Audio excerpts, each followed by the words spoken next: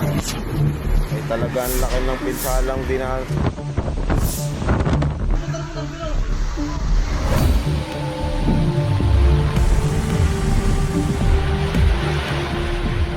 Bumigay ang isang bahagi ng kalsada sa barangay Karawatan sa Valenzuela. Nangyari ito sa kasagsagan ng ulan bunsod ng bagyong Aghon. Mahigit 20 pamilya ang inilikas. Live mula sa Valenzuela, may unang balita si James Agustin. James, kumusta na ang sitwasyon ngayon dyan?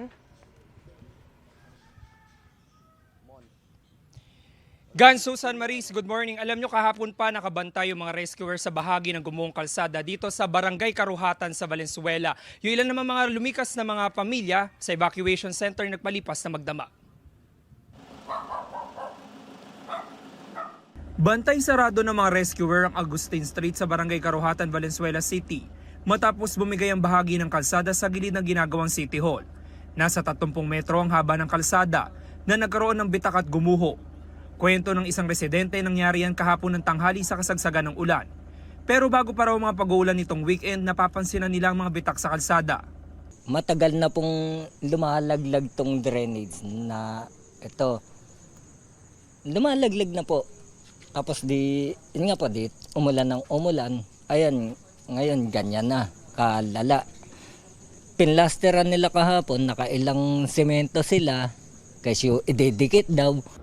Katunayan may bahagi ng kalsada na una nang bumigay noong nakaraang linggo. Hilera pa man din ng mga bahay na nakatayo sa lugar. Kaya pangamba ng mga residente. Ayan, bitak. Tapos tapat po nung bahay namin. Baka siyempre, baka gumuho. Wag naman sana mag-collapse tong yung mga kabahayan namin dito. Kung mag-collapse man, ano ba to, pananagutan ho ba nila? Nasa 21 pamilya katumbas ng 79 na individual ang lumikas sa pinakamalapit na eskwelahan. May ilang residente naman na pinili na manatili muna sa kanilang bahay. Handa raw ang CDRMO kung kailangan silang ilikas. Diyan na muna sila kasi sir, nakadepende sa kanila dahil ayaw pa nilang iwan yung kanilang mga tirahan. Ang assessment kasi namin, yung pagguho na yan, dahil sa patuloy na pag-ulan, possible na lumambot po yung lupa. Yun din po yung mga naging tendency para magkaroon ng pagguho. Susubukan pa ng GMA Integrated News sa makuha ang panig ng lokal na pamahalaan. Samantala, Igan, papakita ko lamang yung sitwasyon dito. Ito po'y bahagi ng gumuhong kalsada. At kung makikita nyo, napakalaki po talaga nung bitak dyan sa gitna. Sinasabi sa atin ng mga residente, ito daw drainage talaga. At ito pong wall na nakikita nyo, yung yero dito na tumagilid sa gilid. Ito po'y bahagi nung ginagawa na City Hall dito sa Valenzuela. At itong kalsada na ito, Agustin Street po ito, wala ka na makikita talaga na tao. Dahil karamihan ay nandun sa evacuation center. Though may ilan naman na nandito pa at pinapayagan sila ng CDRMO dahil nandito naman yung bahay nila at hindi pa naman nagpapatupad ng forced evacuation. Igan.